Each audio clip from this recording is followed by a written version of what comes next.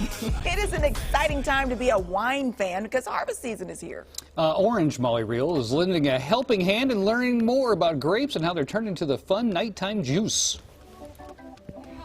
Oh yeah, that's you.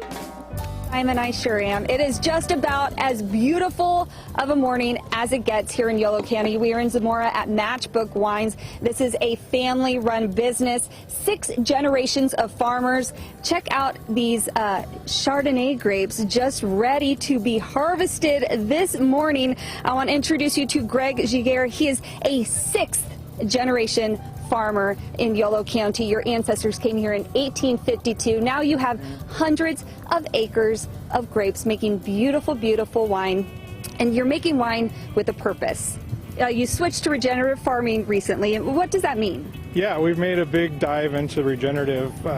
So what it means is building the soils from the ground up to make healthier vines. So we've done 4 things this year that we've really taken on.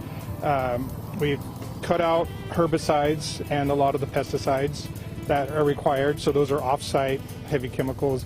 We've also done compost tea and composting. There's a lot to do with that, and cover cropping. So we're doing these on-site production, capturing sunlight, capturing carbon. There's a whole lot out there in the air around us that we can use, and we also herding sheep. So that goes in our heritage, our background. These hills out here were historically sheep, wheat, very low fertile, highly eroded soils over the years, very rocky, do great for wine grapes. Yeah. So we're harvesting our Robert Young clone Chardonnay here. It's going to go into our Matchbox or our Arsonist brands.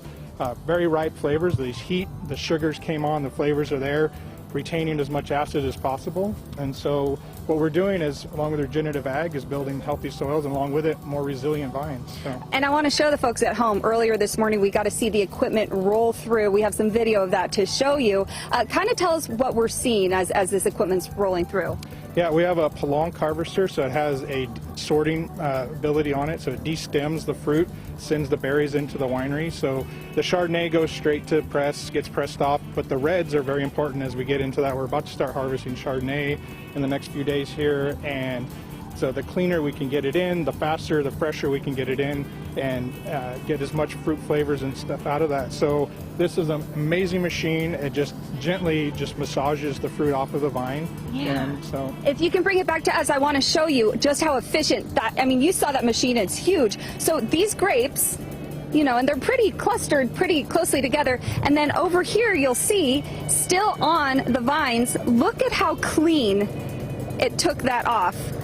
Not a grape left, but the rest of it remains. I mean, that's so fascinating to me.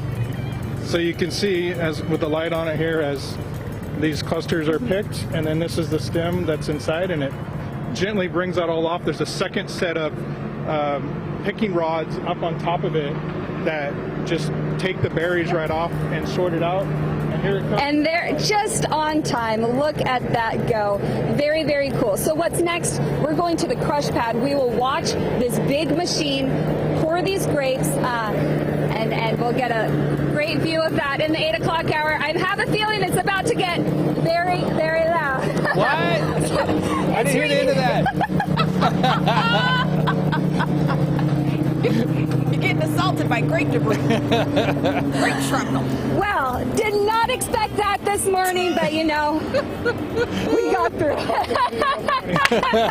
We'll send it back to you guys. You might want to check the back of your shirt. Yeah, check the back of your shirt and then stand next to tall guy. That happens again. Thank you so much, Mo. Oh, great.